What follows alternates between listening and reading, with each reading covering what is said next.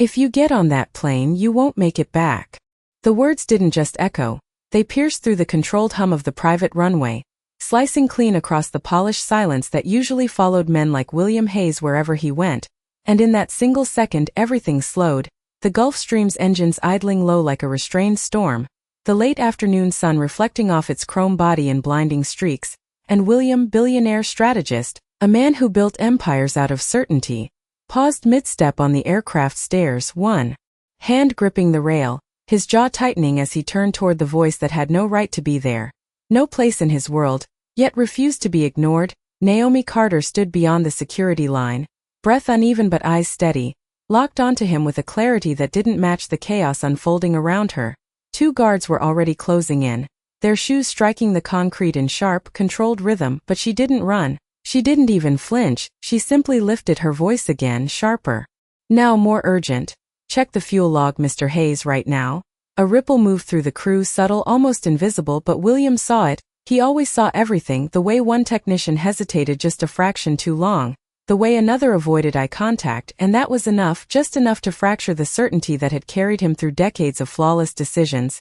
Run it, he said, his voice calm but edged, the kind of tone that didn't invite questions, and within seconds a tablet was pulled up, numbers scrolling, data cross-checking, until the technician's face shifted, not dramatically, not in panic, but in that small, unmistakable way truth reveals itself when it doesn't want to be seen. Sir, these entries were modified. The air changed, it always does when something hidden begins to surface, and William stepped down from the stairs, slow, deliberate. His polished shoes meeting the runway with a quiet finality as he approached, his focus no longer on the plane, but on the woman who had just stopped it. Naomi swallowed once, steadying herself, her fingers curling slightly as if holding onto something invisible. Something deeper than the moment itself. There's an override in the system, she said, softer now, but somehow louder in meaning. Someone expected you not to look? A voice cut in behind him, smooth, composed, almost too perfect. William, this is unnecessary. Claire Whitmore stepped forward, her heels clicking in precise rhythm, her expression calm but her eyes searching, calculating. You're going to delay an entire board meeting because of a random accusation? William didn't answer immediately, his gaze shifted between them, between certainty and disruption, between control and something far more dangerous, doubt, and Naomi saw it. She saw the moment he stopped being untouchable, just for a second. You don't remember me, she said quietly, and that made him look at her differently, really look, not as a problem to solve, but as a question he hadn't asked yet. But 10 years ago, your foundation approved a surgical grant. I was on that list. Something flickered behind his eyes, something old, buried under years of decisions that never required him to look back. I wasn't supposed to survive that year, Naomi continued, her voice steady but carrying something deeper now, something personal, something real. But I did because of you. The runway seemed to hold its breath, even the engines felt quieter, as if the world itself was waiting for what came next. And then another voice broke through, sharper this time. Sir, there's a manual access point triggered from inside the aircraft. William turned fast, the pieces aligning in a way that didn't feel random anymore. Not coincidence, not error, but intention, precise and deliberate. His gaze snapped back to Claire, who didn't move, didn't speak, but for the first time since he'd known her, didn't smile either, and Naomi stepped forward 1 inch, just enough to close the distance between truth and realization. Her voice barely above a whisper now. This isn't the first time someone tried to make it look like an accident. And in that moment, standing between a grounded plane and a past he didn't fully remember, William Hayes realized something he had never allowed himself to consider before. Not everything he built was under his control, and not everyone in his world was who they claimed to be. William Hayes did not speak right away, and that silence spread across the runway heavier than any command he could have given. His eyes moving from the grounded aircraft to the crew now standing too still, too careful, as if every breath required permission, and then back to Naomi Carter, who stood there with a calm that did not match the storm she had just created.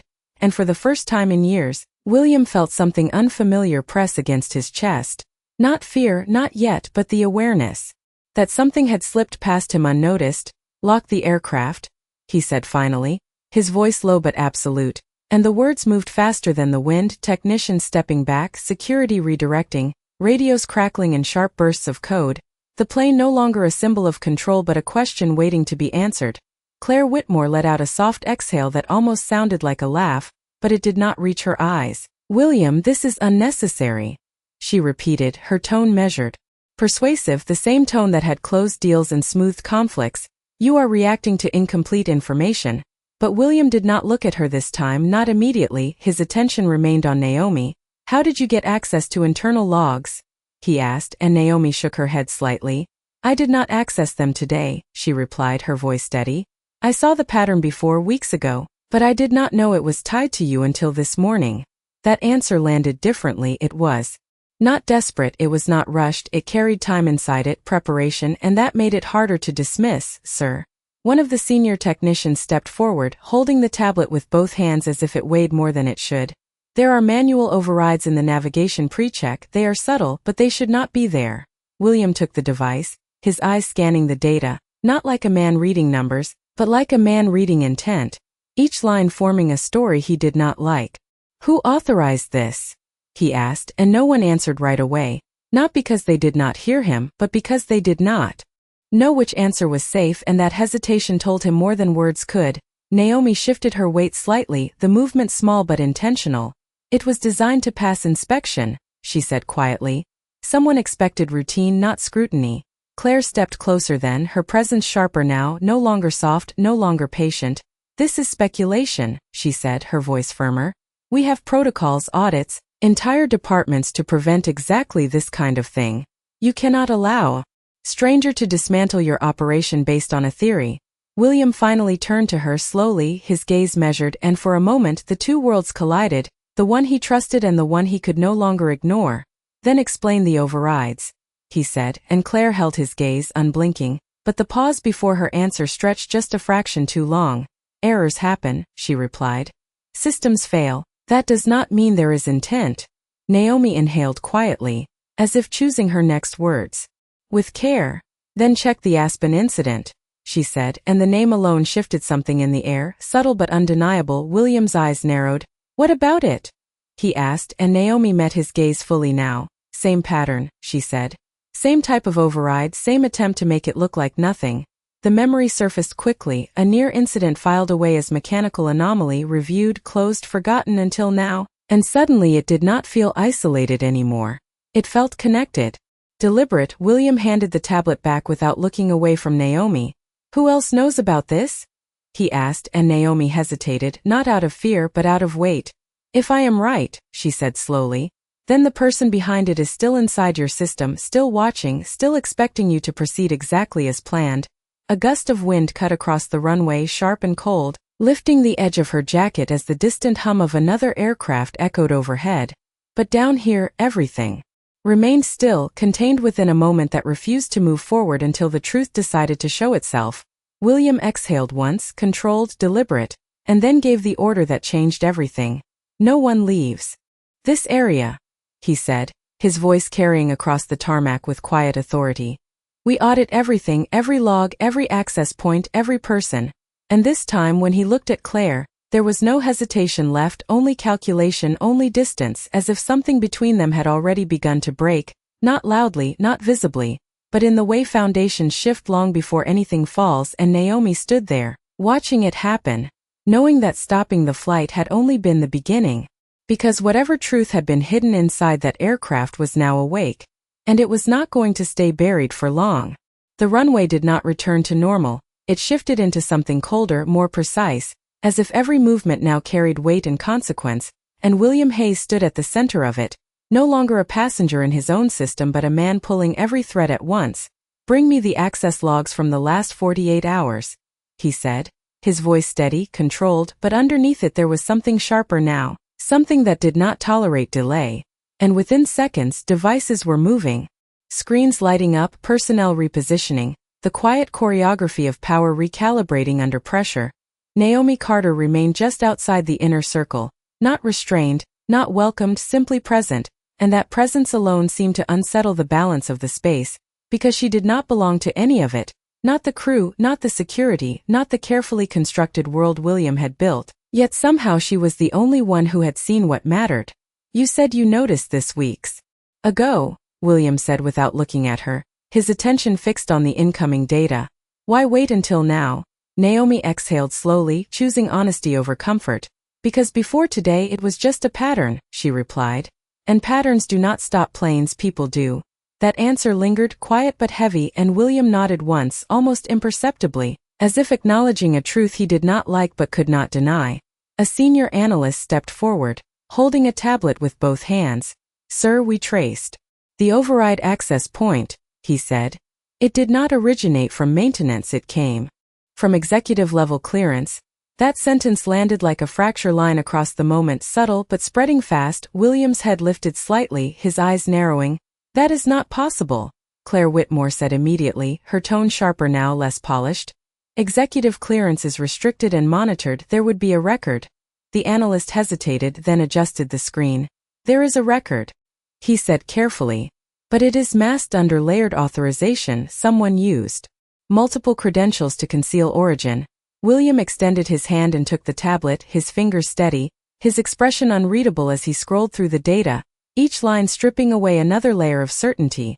Whose credentials? He asked, and the analyst swallowed once before answering. 3 were used, sir, all high-level, all active.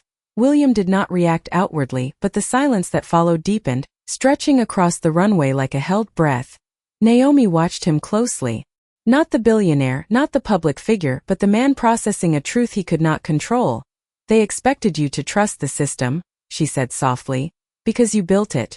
William's grip on the tablet tightened just slightly, the smallest sign of tension breaking through his composure, and then another voice cut in from behind, urgent but controlled. Sir, we found something else. A technician approached, holding a small device sealed in a transparent case. This was installed inside the auxiliary panel, he explained. It is not standard equipment. William's gaze shifted, sharp now, focused. What does it do? He asked, and the technician hesitated, choosing his words carefully. It modifies input signals, he said. Subtle changes, enough to create misalignment over time without triggering immediate alerts. The explanation did not sound dramatic, but its implications settled heavily into the air. Naomi closed her eyes for a brief second, not in relief but in confirmation. That is how they planned it, she said. Not sudden, not obvious, just enough to make it look like failure. Claire stepped forward again, her posture rigid now, her control slipping at the edges. This is speculation, she insisted. There is no proof of intent, no direct link to any individual. William turned to her slowly, and this time there was no hesitation, no distance, only focus. There is enough, he said quietly, and that quiet carried more authority than any raised voice ever could. Claire held his gaze, searching for something, for doubt, for hesitation, but it was no longer there. The balance had shifted, not completely, not yet, but enough to make the ground beneath her uncertain. Naomi took one step closer, careful, deliberate. If they used layered credentials, she said, then one of those identities will not match behavior patterns. William looked at her, really looked this time, not as an outsider, but as someone who understood the structure he had built. Explain, he said, and Naomi nodded once, her voice steady, precise. People have habits, she said, timing, location, sequence. If someone is pretending to be 3 different users, they will eventually overlap in a way that is not human. The idea settled quickly, logically, and William turned back to the analyst. Run a behavioral cross-check, he ordered. Compare access timing, location data, movement patterns. The analyst nodded and moved immediately, and within seconds, the system began to process lines of data, forming connections that had been hidden in plain sight. The runway lights flickered on as the sun dipped lower, casting long shadows across the aircraft that now sat silent, grounded not by failure but by truth, and in that growing darkness something else became clear. Whatever had been hidden inside William's world was not random, not isolated. It was precise, calculated, and still unfolding. And as the first results began to appear on the screen, William felt it, that shift again, deeper this time, because the answer they were about to uncover was not going to be outside his system, it was going to be inside it. The system did not hesitate once the command was given, lines of behavioral data unfolding across the screen in rapid succession. Timestamps aligning, access points mapping, patterns forming with a precision that felt almost unsettling, and William Hayes stood perfectly still as he watched it happen, his mind moving faster than the technology in front of him, connecting possibilities, eliminating coincidence, narrowing everything down to intent. Display overlap points, he said, his voice low but firm, and the analyst adjusted the interface immediately. isolating the anomalies, clusters of activity that should never have existed, 3 identities moving as one, accessing different systems within seconds of each other, crossing physical locations that no single person could realistically occupy at the same time. And yet there it was, undeniable, structured, deliberate. Naomi Carter leaned slightly closer, her eyes scanning the data not with surprise, but with recognition. There, she said quietly, pointing to a sequence of timestamps. That gap should not exist. The analyst froze for a fraction of a second before zooming in, and the room seemed to tighten around that single detail. A 12-second window where all 3 credentials appeared inactive before reappearing in a different sector of the system. A reset that was too clean, too controlled. That is a handoff point, Naomi added, her voice steady. Or a mask being reapplied. William's jaw tightened just slightly, the smallest indication that the structure he trusted was no longer intact. Trace the physical origin of that sequence, he ordered, and the analyst nodded, fingers moving quickly across the interface, pulling location data, security logs, access badge scans, everything feeding into one narrowing path. The runway lights flickered brighter as the sun dipped further below the horizon, casting the entire scene in a cool artificial glow. And then the analyst stopped, his hands hovering above the screen as if the next words required permission to exist. Sir, he said carefully, the origin point for that sequence traces back to the executive operations terminal. A silence followed that felt heavier than before. Not confusion this time, but recognition, because there were only a handful of people with access to that level of control. William did not speak immediately, his gaze shifting slowly, deliberately, until it settled on Claire Whitmore, who stood just a few feet away, her posture still composed, but her stillness now too precise, too controlled. That terminal is restricted, she said before anyone could question her, her tone measured but no longer soft. Only senior leadership has clearance. William's eyes remained on her, unblinking. List the names, he said, and the analyst swallowed before responding. There are 4 active users with access to that terminal, sir, he said. Yourself, your chief financial officer, your head of operations, and Miss Whitmore. The words landed quietly, but their impact was immediate, not explosive, not chaotic, but something deeper, something that shifted the foundation beneath the moment. Claire let out a small breath, almost a laugh, but it did not carry confidence anymore. This is absurd, she said, her voice tightening at the edges. You are drawing conclusions from incomplete data. Naomi stepped forward slightly, her presence calm but unwavering. Then explain the timing, she said, her eyes fixed on Claire. Explain how 3 identities overlap perfectly and reset at the same moment from a terminal only 4 people can access. Claire's gaze flickered for the first time, not away, but inward, calculating, adjusting, searching for control in a situation that was no longer predictable. Systems can be compromised, she replied. Credentials can be stolen. This does not prove anything about me. William finally moved, one step forward, slow, deliberate, closing the distance just enough to make the moment unavoidable. Then we will verify, he said quietly, and his voice carried no anger, no accusation, only certainty. Pull biometric logs from the terminal, he added, his gaze never leaving hers. Fingerprint access, retina scan, everything. The analyst nodded immediately, the system shifting again, deeper now, more precise, layers of security data unfolding one by one.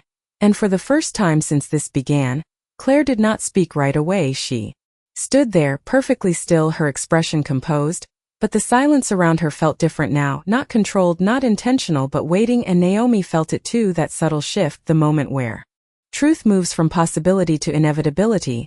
If she used the terminal, Naomi said softly, not taking her eyes off Claire, then she expected no one to look this closely. The seconds stretched as the system processed, each one heavier than the last, until finally the analyst's voice broke through, quieter this time, almost careful. Sir, biometric confirmation is complete. William did not look at the screen. Not yet. His focus remained exactly where it had been, on Claire, on the person standing in front of him who had just become the center of everything. Say it, he said, and the analyst hesitated for just a moment before answering. The access matches Miss Whitmore. The runway seemed to fall completely silent, even the distant hum of aircraft fading into something distant, irrelevant, and in that stillness, the truth finally stepped forward, not loud, not dramatic, but undeniable. And Claire Whitmore did not move, did not speak, did not react the way anyone expected, because the moment had already passed, the control she relied on already slipping away. And William Hayes stood there, facing her, not as a man reacting to betrayal, but as a man recalculating everything he thought he knew. And Naomi Carter watched quietly, knowing this was not the end of the truth, only the point where it could no longer hide. The silence did not break immediately after the confirmation. It stretched, thick and deliberate, as if the runway itself was absorbing the weight of what had just been revealed, and William Hayes stood there without moving, his gaze fixed on Claire Whitmore, not searching for denial anymore, not searching for explanation but measuring something deeper, something quieter.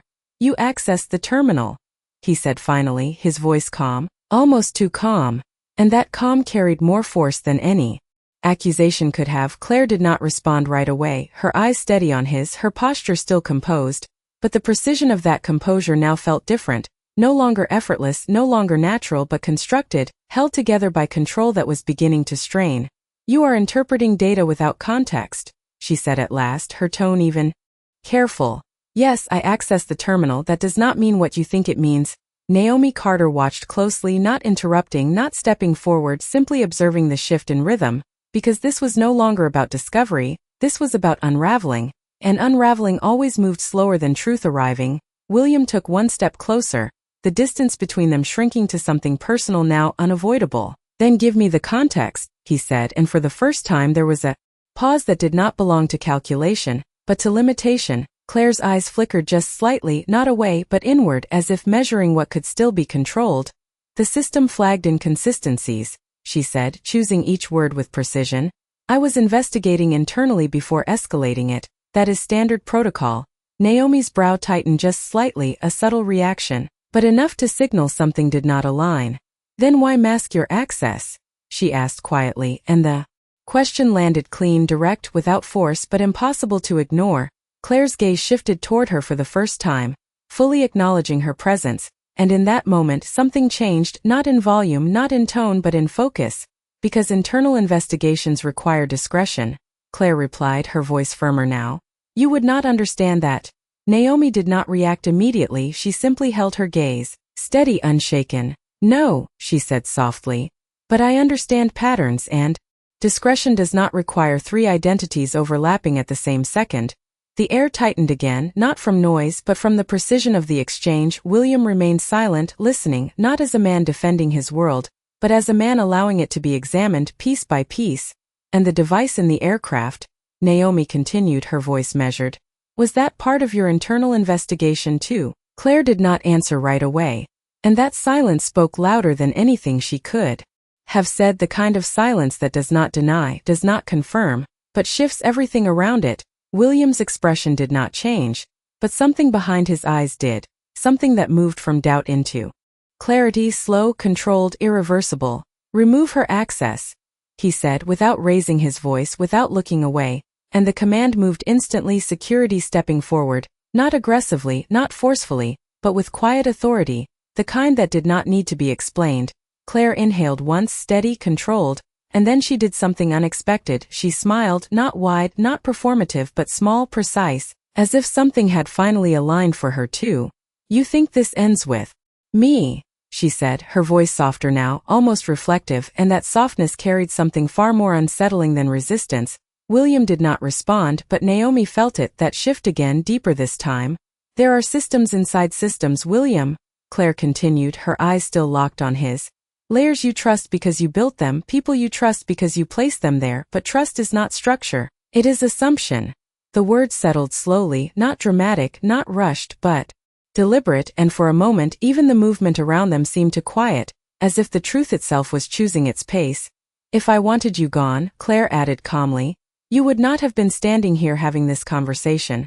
Naomi's breath caught just slightly, not in fear, but in recognition, because that was not a threat, it was a statement, and statements like that did not come from uncertainty. William stepped closer again, just enough to close the last of the distance, his voice lower now, quieter, but carrying a finality that left no space for interpretation. "Then tell me why," he said, and Claire looked at him for a long second, her expression unreadable, the layers of control still there, but thinner now, more transparent. "Because," she said slowly, "you were never supposed to look." The runway lights glowed brighter against the darkening sky, the aircraft behind them silent, grounded, No longer a destination but evidence, and Naomi Carter stood there between them, understanding now that stopping the flight had not prevented an ending.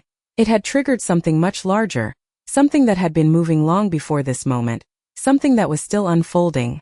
And whatever came next was not going to be contained within a single system or a single truth. The words did not fade after Claire spoke them, they lingered, hanging in the air like something unfinished, something that refused to settle, and William Hayes stood there absorbing every syllable, not reacting, not interrupting but recalculating in real time, because what she had just said was not just about the aircraft, it was about everything, every system, every layer, every decision he had trusted without question. Then I am looking now, he said quietly, and there was no hesitation left in his voice, no uncertainty, only direction, and that shift moved outward instantly, the people around him adjusting without needing instruction, screens lighting up again, data expanding beyond the aircraft, beyond the runway, into networks that stretched far beyond this moment. Open full system audit. William continued, his tone steady. Corporate, aviation, security, all divisions. The analyst nodded quickly, hands already moving, because this was no longer a contained issue, it was a breach of trust at the highest level. Naomi Carter watched closely, her expression calm, but her eyes alert, following the shift not just in action but in scale, because she understood something that had not been said yet. This was not just about one attempt, it was about a pattern that had been allowed to exist. You are widening too fast, Claire said suddenly, her voice sharper now, no longer composed, no longer controlled in the same way. You are going to create noise that hides the real issue. William turned his head slightly, just enough to acknowledge her without giving her control of the moment. The real issue is already hidden, he replied. That is the problem. Naomi took a slow breath, then stepped closer, just enough to enter the edge of the operational circle. If she is right about one thing, she said carefully, it is that this was never supposed to be seen all at once. William looked at her briefly, not dismissing, not questioning but considering. Then, we isolate instead of expand, he said, adjusting instantly. Lock the audit to internal access points only. Track movement between systems, not just inside them. The analyst pivoted immediately, refining the search, narrowing the focus, and within seconds the data shifted again, no longer broad but precise, tracking behavior instead of structure. Sir, the analyst said after a moment, his voice lower now, more cautious, there are multiple irregular access paths. William's expression remained unchanged, but Naomi felt it again, that quiet shift, the kind that happens when a single problem becomes something larger, something layered. How many? William asked, and the analyst hesitated just long enough to signal that the answer mattered more than expected. More than one, he said. And they do not all connect directly. Claire let out a small breath, almost inaudible, but enough to register, and Naomi's eyes moved toward her instinctively, because that reaction was not surprise, it was confirmation. You said this ends with me, Claire said softly, her voice returning to that controlled calm, but now it carried something else beneath it, something quieter, more certain. It does not. William did not respond immediately, but the silence between them was no longer neutral, it was shifting, forming into something more defined, more dangerous. Pull identity mapping on all irregular paths, he said finally, and this time there was no pause, no hesitation, the system responding instantly, lines of access beginning to form, clusters, patterns emerging, some small, some complex, all of them intentional. Sir, the analyst said again, his tone tighter now. Some of these access points originate from departments that do not interact, finance, operations, external contracting. William's eyes narrowed slightly, the pieces aligning in a way that felt too structured to be coincidence. Someone built this across divisions, Naomi said quietly, her voice steady. Not one person, not one moment, this was designed to survive detection. The word settled into the space with a weight that no one could ignore because it explained what they were seeing, not chaos, not error but architecture, something built carefully over time. Then we are not looking for a breach, William said, his voice lower now, more focused. We are looking for a network. Claire's gaze remained fixed on him, but there was no resistance left in her posture, only stillness, the kind that comes when control has already shifted beyond recovery. You are late, she said softly, and this time the words did not sound like a warning. They sounded like a fact. Naomi felt a chill run through her, not from fear, but from realization, because everything she had uncovered so far had been just enough to stop the plane, but not enough to understand the full scope of what they were facing. And now, as the system continued to reveal more connections, more patterns, more hidden pathways, it became clear that this was never about one flight, or one decision, or even one person. It was something much larger, something already in motion long before she stepped onto that runway. And as the first complete network map began to form on the screen, William Hayes understood one thing with absolute clarity. Stopping the flight had not ended anything. It had exposed the beginning of something far more dangerous.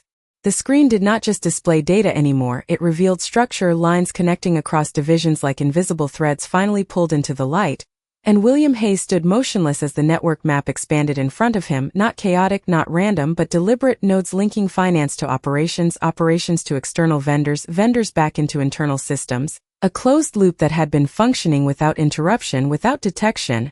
"Zoom into the central cluster," he said quietly, and the analyst complied immediately, isolating a dense intersection where multiple access paths converged, a point that did not belong to any one department, but touched all of them. Naomi Carter leaned slightly closer, her eyes narrowing as she studied the structure.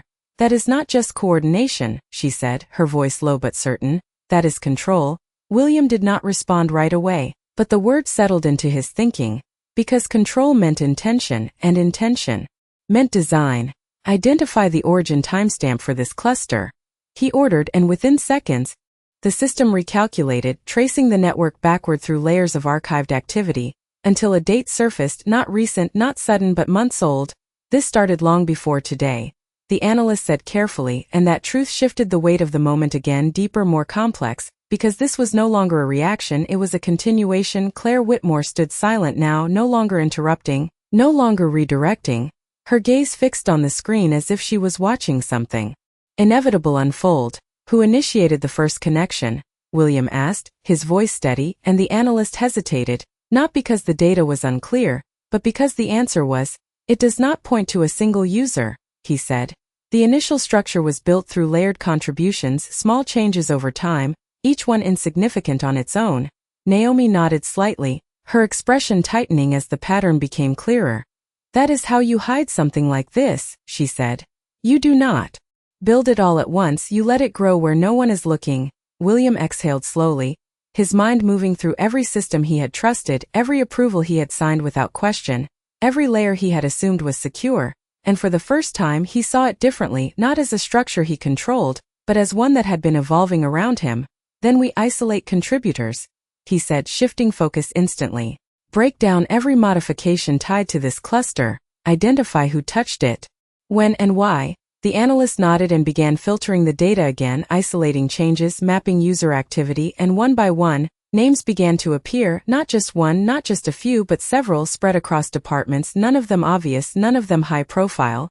"These are not senior executives," the analyst noted, confusion creeping into his voice. "They are mid-level access points, support roles, external contractors." William's eyes narrowed slightly, the realization forming quickly. "They were never meant to be visible," he said, and Naomi felt that shift again. That moment where the truth deepened. "It is a distributed network," she added. "No single point of failure, no single person to expose. Even if one part is removed, the rest continues." The implication settled heavily, because it meant this was not just infiltration, it was resilience, something designed to survive discovery. "And the aircraft was part of that," William said, his voice quieter now, more focused. "A single action within a larger system." Claire finally spoke again, her tone calm but no longer defensive. "You are starting to understand," she said. And there was no pride in her voice, no satisfaction. Only acknowledgement. This was never about one outcome. William turned his head slightly toward her, not fully, but enough to acknowledge her presence without giving her control. "Then what was it about?" he asked, and Claire held his gaze for a moment before answering. "Influence," she said simply. "Not destruction, not chaos, but direction, small changes that shift larger outcomes over time." Naomi's breath slowed as the meaning settled in. Because that was far more dangerous than anything immediate, not something that could be stopped in a single moment, but something that reshaped everything quietly, gradually. "Then the flight was not the goal," Naomi said softly. "It was just one step." William's expression remained controlled, but inside, the recalibration was complete. This was no longer about stopping something. It was about understanding something that had already been moving for a long time. "Find the next step," he said, His voice steady, final, and the system continued to process deeper now, tracing forward instead of backward, predicting movement instead of revealing it. And as the next layer of connections began to form, something became clear: this network was not finished, it was still active, still evolving, still moving towards something that had not yet happened, and whatever that next step was, it was already closer than anyone realized. The data did not slow down as the system shifted into predictive mode. It accelerated, lines extending forward from the network cluster like branches searching for their next connection. And William Hayes stood there watching the future take shape in real time, not guessing, not assuming, but calculating based on patterns that had already proven their precision. Highlight projected targets, he said, his voice controlled, but there was an urgency beneath it now, not panic but awareness, because whatever came next was already in motion.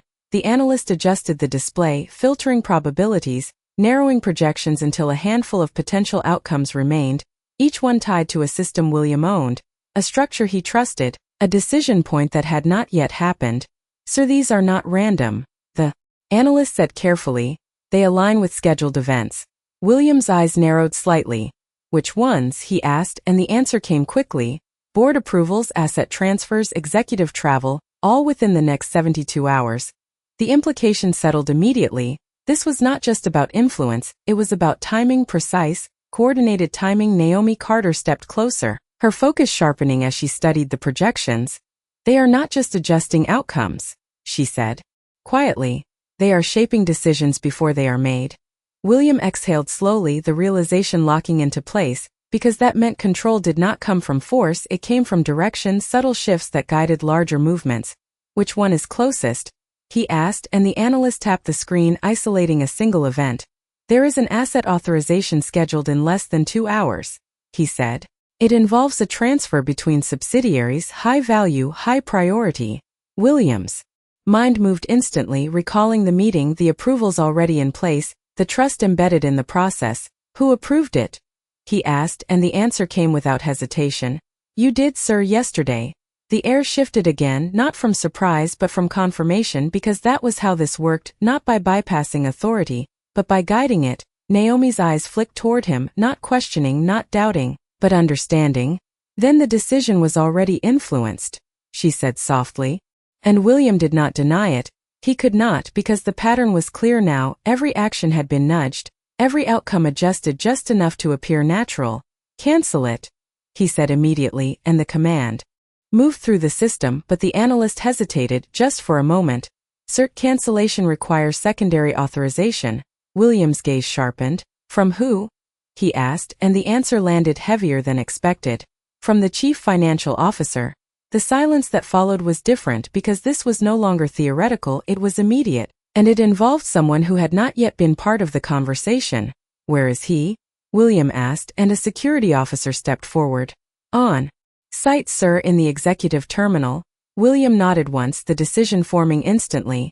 "Bring him here," he said, and the officer moved without delay. Naomi felt the tension shift again, tightening, focusing, because now the network was no longer abstract, it was about people, specific people. "If he is part of this," she said carefully, "then he may not realize it." William glanced at her briefly. "Or he may," he replied. And neither possibility made the situation easier. Claire Whitmore watched the exchange in silence, her expression calm again, but there was something different in her stillness now, not control, not resistance, but acceptance, as if the sequence unfolding in front of her was expected. "You are chasing symptoms," she said quietly, her voice almost distant. "Not the source." William did not respond, because he understood something now that made her words less relevant. The source was not a single point. It was the system itself, and dismantling it would not come from finding one answer, but from exposing every connection. The runway lights reflected off the aircraft's surface, casting long shifting patterns across the ground as the night settled in, and somewhere in the distance, the low hum of another engine echoed, a reminder that the world outside this moment continued as if nothing had changed. But here, everything had changed, because the next step of the network was no longer hidden. It was approaching, and as the doors to the executive terminal opened in the distance, and a figure began walking toward them under the harsh white lights, William Hayes understood that whatever influence had been guiding his decisions was about to face him directly, and this time there would be no delay, no assumption, only truth. The figure did not rush as he approached across the runway. His pace measured, deliberate, as if he had not yet realized the ground beneath him had already shifted, and under the stark white lights of the executive terminal, his face became clearer with every step. Daniel Reeves, Chief Financial Officer, a man who had stood beside William Hayes through years of expansion and precision, a man whose decisions carried weight without ever needing attention, and now that same man was walking directly into a moment that had already begun to unravel everything around him. William did not move to meet him. He remained exactly where he was, still centered, letting the distance close on its own, letting the truth come forward instead of chasing it. Naomi Carter stood just behind and to the side, her eyes fixed on Daniel, not with suspicion alone, but with a deeper focus, searching for alignment between the man and the pattern they had uncovered. Because sometimes the truth did not announce itself, it revealed itself in the smallest inconsistencies. Daniel stopped a few feet away, his expression calm, composed, but not entirely untouched by the tension in the air. "You called for me," he said, his voice steady, controlled, but there was a question behind it, not spoken but present. William held his gaze for a moment before responding. "There is an authorization scheduled in less than 2 hours," he said, his tone neutral, almost conversational. "I need you to cancel it." Daniel's brow tightened slightly, not confusion but calculation. "That transfer is already approved," he replied. "It has gone through multiple checks. It is not something we can just reverse without consequence." Naomi watched the exchange closely, her attention shifting not to what was being said, but to how it was being said, the rhythm, the timing, the space between words, because that was where patterns lived. William did not react to the resistance, not immediately. "Run it again," he said simply, and Daniel's eyes flickered just slightly, a moment so brief it could have been missed, but Naomi saw it. She stepped forward, just enough for her voice to enter the space clearly. "Do not run the full process," she said, her tone calm but precise. "Just verify the origin of the authorization." Daniel turned his attention to her for the first time, his expression sharpening, not defensive but aware. "And you are?" he asked, and Naomi did not hesitate. "Someone who saw what you did not," she replied, and that answer landed differently, not confrontational but certain. William watched both of them now, not intervening, allowing the moment to reveal itself. "The authorization was signed yesterday," Daniel said, shifting his focus back to William. "You approved it personally." William nodded once. "I remember," he said. "But I need to know what influenced that approval." The air tightened again, not from volume but from clarity, because the question was no longer about process, it was about intent. Daniel held his gaze for a moment, longer this time, as if measuring how much to reveal, how much to protect. "Nothing influenced it," he said finally, his voice steady. But there was a subtle tension beneath it now. Naomi stepped closer again, her voice softer but more direct. "Then check the access logs tied to that decision," she said. "Look at the timing, the sequence, the inputs you received before signing." Daniel's expression did not change immediately, but something shifted behind his eyes, something that suggested recognition, not of guilt but of possibility, and that was enough. "Bring it up," William said, and this time Daniel did not argue. He turned toward the analyst, who was already preparing the data, and within seconds, the sequence appeared on the screen, a timeline of events leading up to the authorization, each step logged, each action recorded, and as the data unfolded, the pattern became visible again, subtle, precise, layered into the process so cleanly it could have gone unnoticed. "There," Naomi said quietly, pointing to a cluster of inputs. "Those adjustments did not originate from your direct commands." Daniel leaned slightly closer, his focus sharpening as he examined the details, and for the first time the composure he carried began to shift, not dramatically, not visibly to everyone but enough for those watching closely to see it. "These are system recommendations," he said slowly. "They are generated based on internal data modeling." Naomi shook her head slightly. "Then why do they align with the same network pattern?" she asked, and the question settled into the space with precision because it connected everything, not just the aircraft, not just the access logs, but the decisions themselves. Daniel did not answer immediately, his eyes still fixed on the screen, processing, recalculating, and William saw it, the moment where certainty began to fracture. "You trusted the system," William said quietly, not accusing, not confronting, but stating something that now felt undeniable. Daniel exhaled slowly, his posture shifting just slightly, not collapsing, but adjusting to a reality he had not considered before. "I did," he admitted. His voice lower now, and that admission carried more weight than denial ever could. Naomi stepped back. Half a step, not retreating but giving space to the realization that was now unfolding, because this was not about one person making a decision, it was about a system shaping decisions without being questioned, and as the screen continued to display the sequence that had led to the authorization, it became clear that the next step of the network had not been prevented yet, it had only been paused, waiting for the moment when no one would look closely enough to stop it. Daniel Reeves did not step back from the screen. He leaned closer, as if proximity could change what he was seeing, as if the pattern might dissolve if examined from the right angle.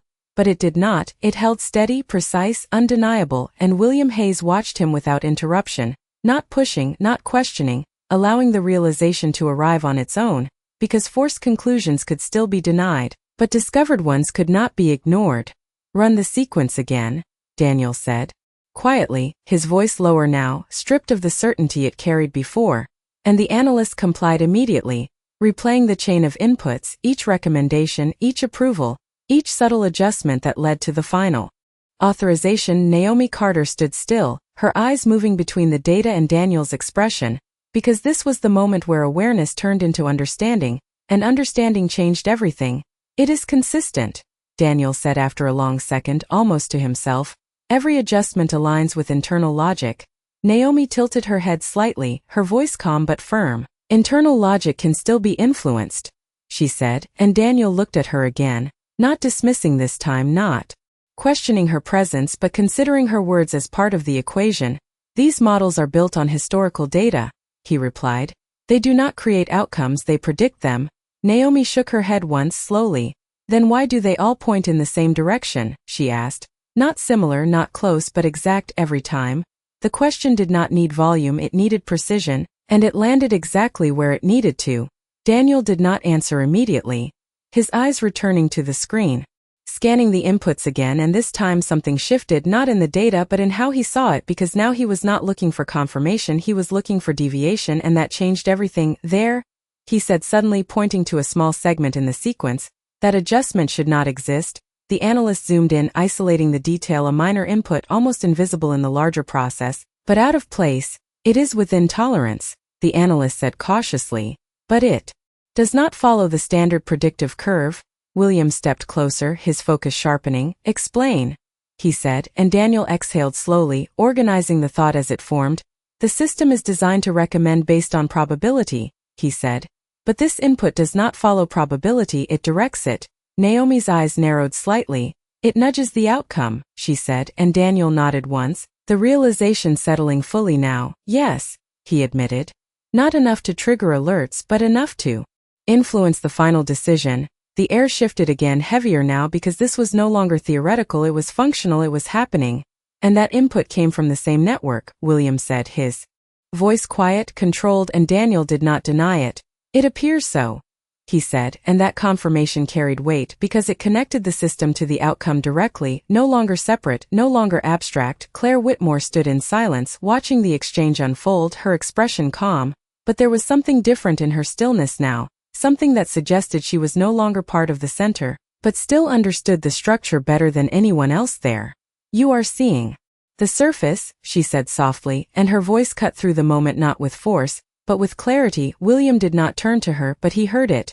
"Then show me what is beneath it," he said, and Claire's gaze moved to the screen, to the sequence, to the pattern that had now been partially exposed. "The system does not decide," she said. "It aligns." Naomi frowned slightly.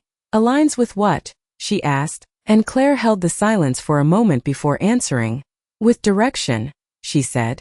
Simply, and the word settled differently this time, not abstract, not distant, but immediate, because direction meant intention, and intention meant someone somewhere was still guiding this, still shaping outcomes beyond what they could see. "Then the authorization is not the end," Naomi said quietly. "It is part of something else." William's expression remained controlled, but his mind had already moved forward, beyond this moment, beyond this decision, into what came next. "Trace the output," he said, his voice steady. "Follow where this authorization leads." The analyst adjusted the system again, shifting from input to projection, mapping the result of the transfer, and as the data unfolded, the pattern appeared again, not just influence, not just direction, but continuation, a chain extending beyond this moment, beyond this decision. into something that had not yet been fully revealed, sir. The analyst said, his voice tighter now. This transfer connects to another event. William's eyes lifted slightly. Which one? He asked, and the answer came with a weight that settled across the entire runway. A consolidation scheduled for tomorrow morning. The silence that followed was different, not uncertain, not confused, but focused, because now the network was not just influencing decisions, it was building toward something step by step. And as William Hayes stood there, watching the chain extend beyond the present into the future, one thing became clear: stopping one action was no longer enough, because the system was already moving toward the next. The word consolidation did not echo loudly, but it settled deeper than anything else had so far, because it implied completion, not influence, not adjustment, but final alignment, and William Hayes stood there with that realization forming in real time. His gaze fixed on the screen as the projection expanded forward, showing the path of the transfer, the accumulation of assets, the quiet merging of entities that had once been separate, all converging into a single point that had not yet fully revealed itself. Show me the endpoint, he said, his voice low, controlled, and the analyst adjusted the system immediately, isolating the final stage of the chain, the moment where all preceding actions would resolve into one outcome. And as the data shifted, a name appeared, not unfamiliar, not unexpected, but now carrying a weight it had never held before, a holding structure that sat quietly within William's broader network, one he had approved years ago, one that had never drawn attention, because it had never needed to. That entity was inactive, Daniel Reeves said slowly, his eyes narrowing as he recognized it. It was never meant to be operational at this level. Naomi Carter felt the shift immediately, because this was not just another connection. This was the destination, the place everything had been moving toward. It is not inactive anymore, she said quietly, and the truth of that statement settled without resistance. Because the data did not argue, it revealed. William's expression did not change, but his focus sharpened, narrowing to a single point. Who has control over it? He asked, and the analyst hesitated, not because the answer was unclear, but because it was layered. Ownership is distributed, he said carefully. Multiple stakeholders, indirect holdings, nothing centralized. William exhaled slowly, the pattern aligning fully now. No single owner means no single accountability, he said, and Naomi nodded once. It was designed that way, she added, so that no one sees the whole picture, only their part of it. Claire Whitmore finally moved slightly, not forward, not back, just enough to break the stillness she had maintained. And now you see it, she said softly, her voice calm, almost distant. Not because it changed, but because you finally looked. William turned his head slightly toward her, not fully, but enough to acknowledge the presence of the truth she represented. You knew this endpoint, he said, and Claire did not deny it. I knew the direction, she replied. The endpoint evolves. Naomi's eyes moved back to the screen, to the structure forming there, to the consolidation that had not yet completed, but was already inevitable if left untouched. Then we stop it, she said, her voice firm but measured. William did not respond immediately, because stopping something like this was not as simple as issuing a command.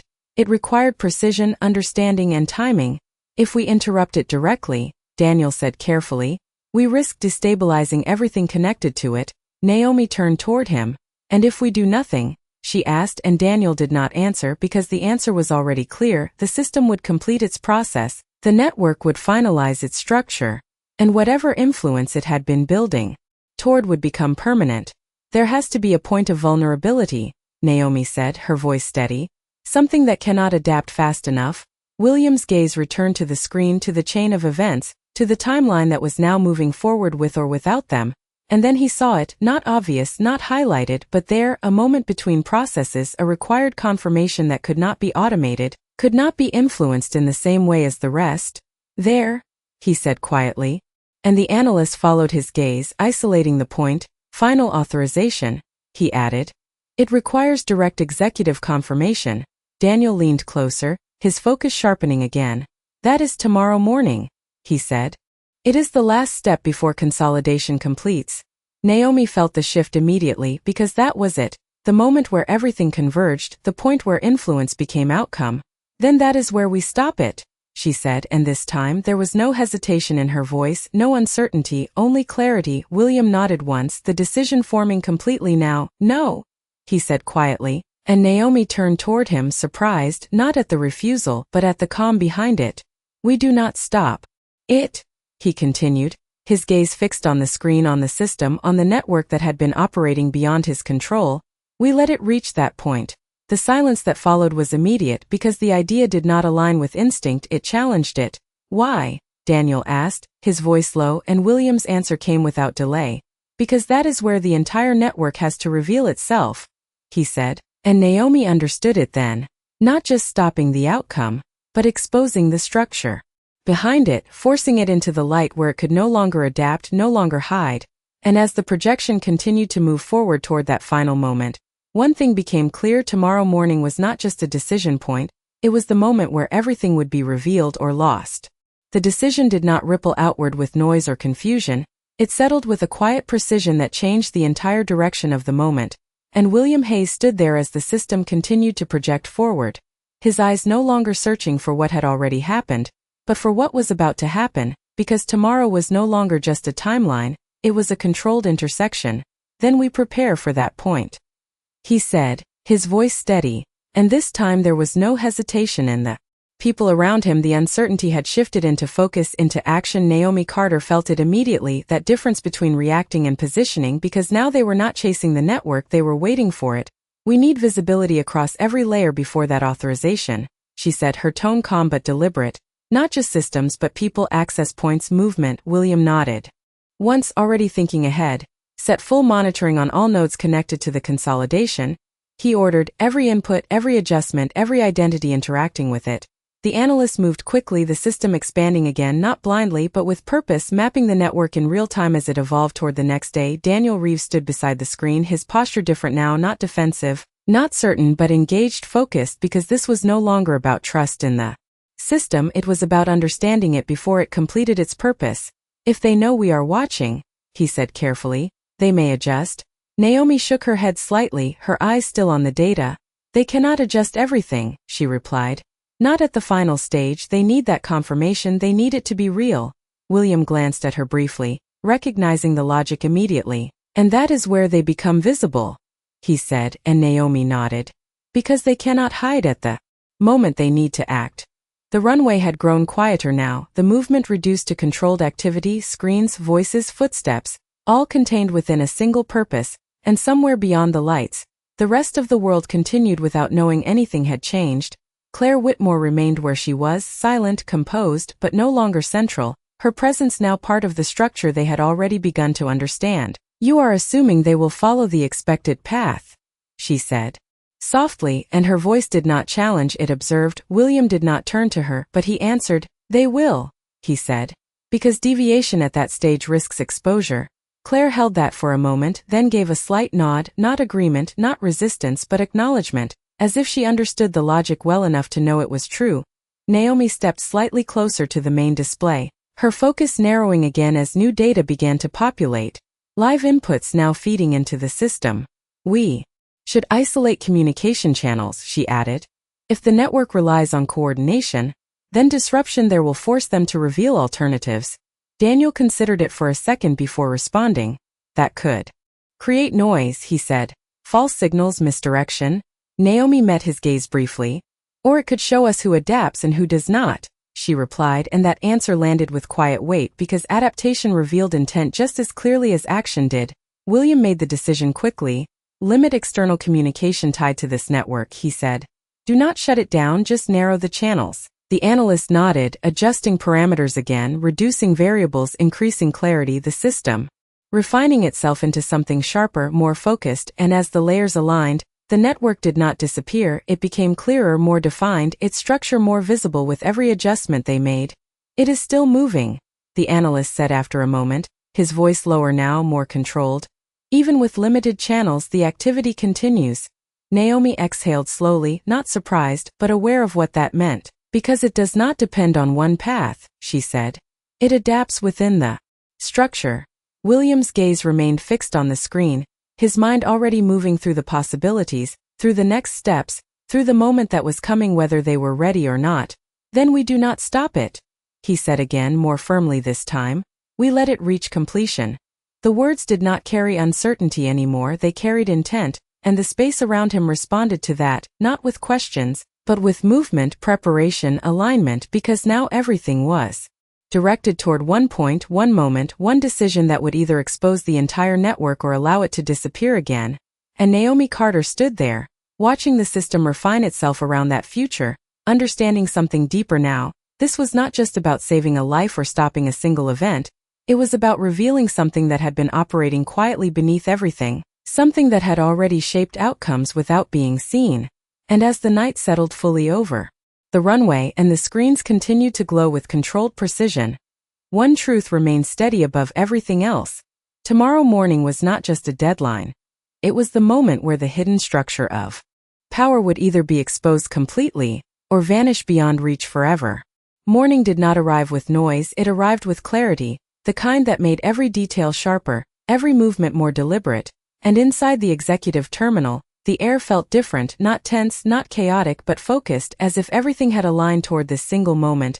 William Hayes stood at the head of the glass conference room, the city skyline stretching beyond the windows, silent and distant, while inside, every screen displayed the same thing, the final authorization sequence, waiting, not moving forward, not retreating, just waiting for the one action that would complete everything. Naomi Carter stood near the main console, her eyes fixed on the live feed of system activity, watching the network behave exactly as it had before, subtle adjustments, quiet inputs, nothing dramatic, nothing obvious, but all of it leading here. Daniel Reeves stood beside William, no longer questioning, no longer defending, just observing, because now there was nothing left to assume, only to see. All nodes are active, the analyst said quietly.